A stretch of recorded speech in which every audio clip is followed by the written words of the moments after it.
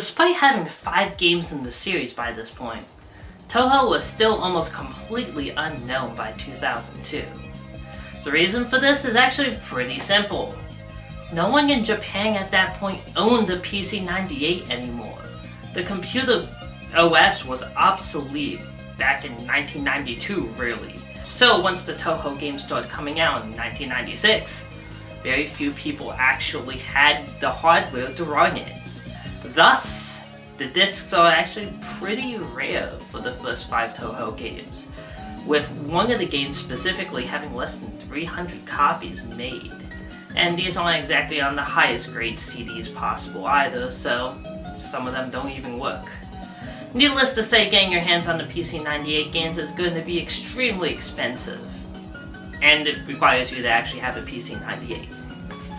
But with the release of today's subject, the first game on the Windows platform, things started to change. It also happened to be right around the time that high-speed internet was coming into existence and becoming commercially available. And that was the key to Touhou's growth. You see, when you're selling discs on a convention floor, you might only reach a couple hundred people, even at a huge one like Comic-Cat. But with the advent of high-speed internet, you can share that file among many people, thousands, maybe even millions. So eventually, more and more people are going to get to experience this franchise. That's the key to Touhou's growth. So, without further ado, let's take a look at the game that actually made this growth possible, and the one that introduced many of the beloved characters in the series. The Embodiment of Scarlet Devil. Before we take a guided tour of the game's stories and stages, let's get the obvious technical stuff out of the way. The gameplay is pretty much unchanged from Mystic Square, but everything runs smoother. The only major refinement is the fact that you can save yourself from dying after taking a hit by bombing within a few milliseconds of it. The graphics are greatly enhanced, but the character portraits still have that amateur touch to them. Zung is not much of an artist, and it really starts to show here. The sound also got a major boost, and the series' storied soundtracks that get remixed constantly got their start here. They kick ass, and believe me, there will be an entire video about both the originals and the remixes separately. With that out of the way, let's get to the plot.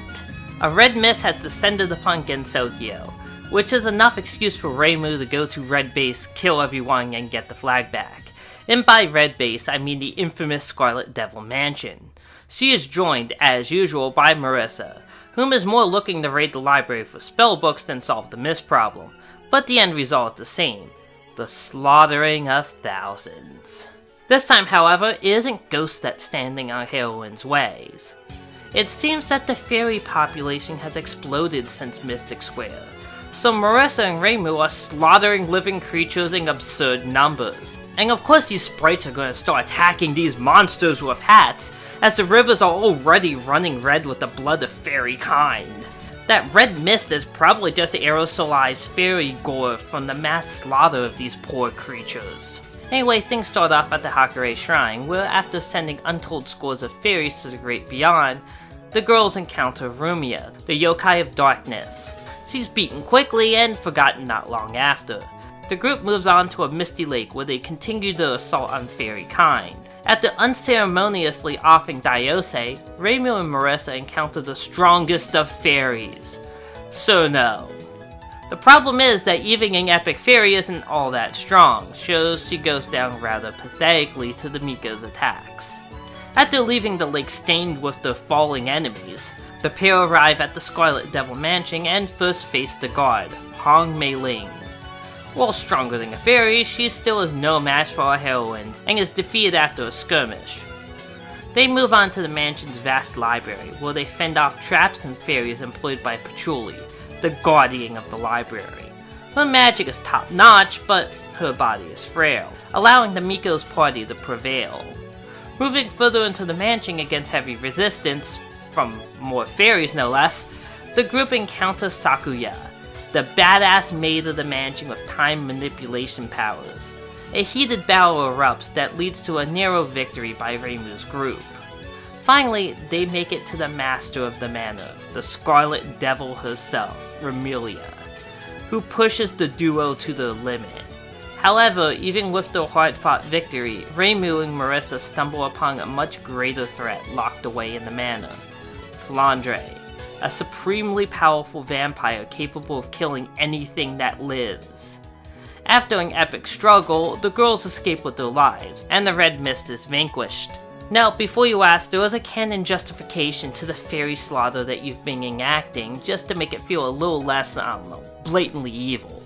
You see, fairies and Gensokyo are spawned by a specific aspect of nature, so if you kill them while they're on their element, they'll just respawn instantly. So the fairies of Misty Lake are A-OK. However, that in turn means that the fairies killed inside the mansion are dead as shit, and ain't ever coming back. So our heroines are still mass murderers! Yay! Onryo Touhou is a Shinto priestess measurably more evil than a 500-year-old blood-sucking monster. After the Embodiment of Scarlet Devil, word started to spread about the bullet hell shooter with the cute characters, and Touhou's popularity would begin to spread by word of mouth. The ever-growing fanbase wouldn't have to wait too long until Zoom's next game, however, Perfect Cherry Blossom, and that one would be responsible for the series' more explosive growth. We're taking a look at it next time, so I hope to see you here.